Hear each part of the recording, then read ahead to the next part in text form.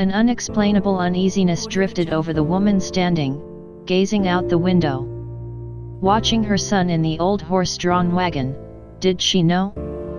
How could she have known? Death was approaching.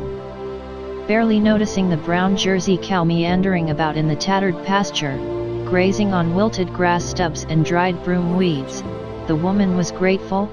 Finally, she had a place that she could call home.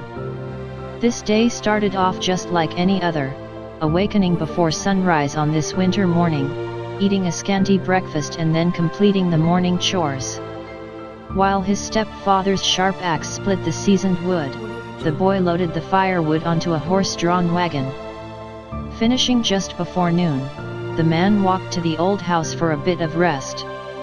The boy looked back over his shoulder as he drove the loaded wagon out of the gate.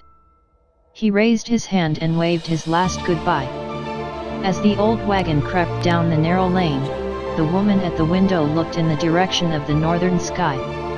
She saw dark clouds approaching on this quiet afternoon, a sign that a cold front would soon cover the land, a sign of a disturbance, a sign that a dark day was impending.